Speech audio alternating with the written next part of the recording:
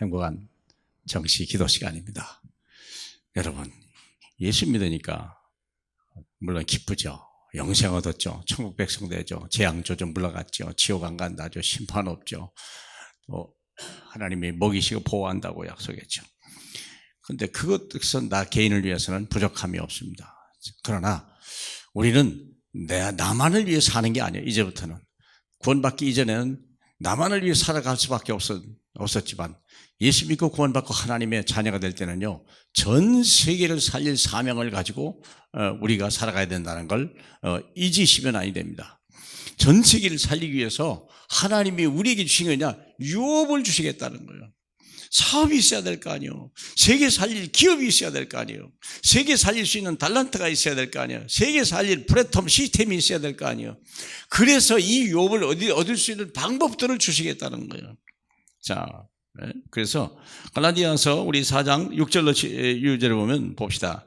너희가 아들임으로 하나님이 그 아들의 영을 우리 마음 가운데 보내사 아빠 아버지라 부르게 하셨느니라. 우리가 하나님의 자녀가 됐단 말이죠. 그러면 7절, 그러므로 네가 이후로는 종이 아니요 아들이니 아들이면 하나님으로 말미암아 유업을 받을 자니라. 사람 부모 하나 잘만 놔도요, 우리는 엄청난 축복을 받는 거예요. 근데 우리가 불행하게 가난한 부모를 만났다, 낙심할 필요 없어요. 예수 믿고 구원받고 아버지 하나 얻으면 돼요. 예수, 그렇잖아요. 하나님을 아버지로 불러버리면 끝나요. 땅에 있는 자를 아버지라 부르지 마라. 네 하나님 아버지는 한 분밖에 없느니라. 마태복음 23장 7절 8절 나오는 얘기 아닙니까? 그렇기 때문에 땅에 있는 아버지를, 그것만도 고마워죠. 그분을 섬기지만 우리는 그분을 믿을 수 있는 건 아니잖아요. 그러면 우리가 하나님의 믿을 만한 아버지를 두었다는 거죠. 그럼 이 믿을 만한 아버지가 주실 것이 뭐냐? 유업. 그러므로 창세기 13장 14절을 보니까 밟아보라고 그랬잖아요. 네가 보이는 땅을 내게 주겠다. 네가 밟는 땅을 내게 주겠다. 너와 내 후손에게 영원히 주겠다. 이 약속을 잡으라는 겁니다. 지금 여러분이 나가는 그 직장 안 됐고 힘들고 멸시받고 거기에 하나님의 계획이 있다는 거예요. 그걸 잡으라는 거예요. 아브라함은요, 모든 걸 족하게 다 빼앗겼어요. 그런데도 불구하고 말씀을 붙들고 기도해서요, 318명이나 가신을 거느릴 만큼 엄청난 응답을 받아. 집중 기도해라. 어려울수록 기도해라. 힘들수록 기도해라. 사람은 하지 못하니까 하나님께 할 수 있도록 기도하라. 그래서 보세요. 이것이 신명기 25장 5절로 6절에 보니까 계대 결혼법이 있어요. 대가 끊어질 경우도 있잖아요. 자손이 없을 수도 있잖아요. 그때 어떻게 하는 거예요? 여러분이 결혼도 안 하려고 그래요. 애도 안 하려고 그러죠. 왜 그러죠? 아이 키우기 어렵다고 생각하는 거예요. 뭘 몰라서 그렇습니까? 하나님을 만나지 못하고 하나님의 축복이 뭔지 모르고 구원이 뭔지 모르니까 그런 이상한 짓들을 하는 거예요. 이런 어리석은 자들이었어요. 국민이 지금 막 엄청나게 줄어간다잖아요. 군대도 줄었다잖아요. 이제 일꾼도 없다잖아요. 사랑하는 여러분. 그래서 우리가 하나님의 땅을 그걸 먼저 25장을 먼저 봐. 신명기 25장을 먼저 봐야 되겠나요? 후손을 잊으라 그죠.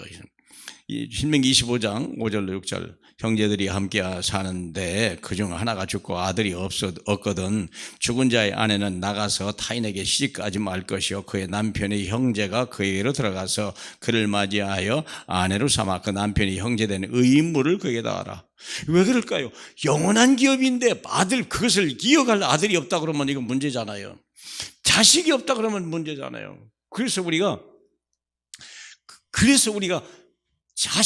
형제가 들어가서도 자식을 만들어라. 복을 이어받을 자식을 만들어라. 다 말이 그런 거 아니에요. 자기 남편이 죽었는데 아버지가 씨를 안 주니까 다 말이 시아버지한테도 가서 우리가 이 유업을 받으려고 자식을 넣었잖아요. 모압 여인 룻도 마찬가지예요. 이방 여인인데도 불구하고 보아스에게 들어가서 거기서 아를 낳고 4대 만에 다윗을 낳는 엄청난 기업 계대 결혼법이 있잖아요. 결혼 안 한 사람은 참 어리석은 사람이고요. 참 불행한 사람이에요. 결혼해도 아이를 안 낳는 사람은요, 참 불쌍한 사람이에요. 하나님이 약속을 물으니까 자기밖에 모르는 거예요. 자기 세대만 아는 거예요. 하나님은 천대까지 그리고 영원까지를 하나님이 우리의 복 주시려고 우리를 불렀는데 안 믿다면 나중에 불행한 종말을 맞게 되는 거죠. 뿐만이 아니에요. 레위기 25장을 잠깐 보면 이런 법이 있죠. 25장 23절에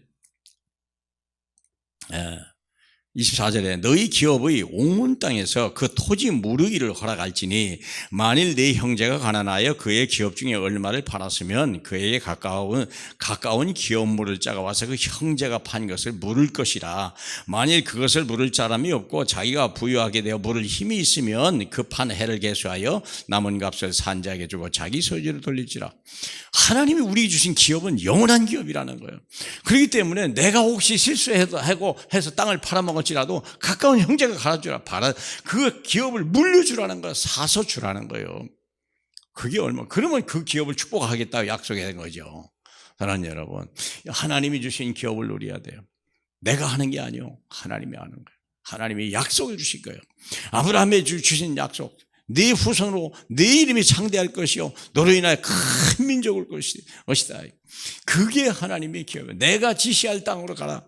그 기업을 젖과 꿀이 흐르는 땅을 여러분 하나님부터 은혜로 만난 시간이 되길 바랍니다. 그래서 보세요. 어떻게 이어갈 거냐. 이사야 59장 21절에 나왔어요.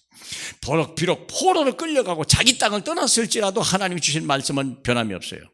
그들과 세울 나의 언약이 이러하다. 포로로 끌려가고 땅에서 이미 이방에 끌려갔는데 그들에게도 기업은 있다는 거예요. 내 위에 있는 나의 영, 내 입에 둔 나의 말이 이제부터 영원하도록 내 입에서 내 후손의 입에서 그 후손의 입에서 떠나지 아니하랴. 다시 말하면 이 언약을 붙들고 기도하는 그 입술을 가져가라. 능력이 없으니까, 부모를 잘못 만났으니까, 나라를 잘못 만났으니까, 때를 잘못 만났으니까 이 언약을 붙들고 기도해라. 포로를 끌려가도 괜찮다. 다시 돌아갈 것이요 너희 기업은 영원할 것이다. 그럼 내 후손은 영원토록 이 언약을 가지고 계속 대물림을 해라. 그걸 유산으로 남기라. 다윗이 솔로몬에게 유업을 넘겨갔지. 여러분, 다윗이 아브라함이 이사에게 유업을 이긴 것 같이 그런 응답이 저와 여러분에게 계속돼서 민족 세계 살리기가 작은 나라지만요, 위기 있지만 위기가 아니라 기회가 될 것이고 하나님이 이 땅을 통해서 이 백성을 통해서 세계를 살리실 것입니다. 그 주인공이 되시길 주님의 이름으로 축복합니다. 할렐루야. 영광을 받기에 합당하신 우리 주님 홀로 영광을 받으시고 복 주시옵소서. 주여, 이들을 통하여 하나님의 큰 일을 이루어 주시옵소서. 예수님의 이름으로 기도합니다. 아멘.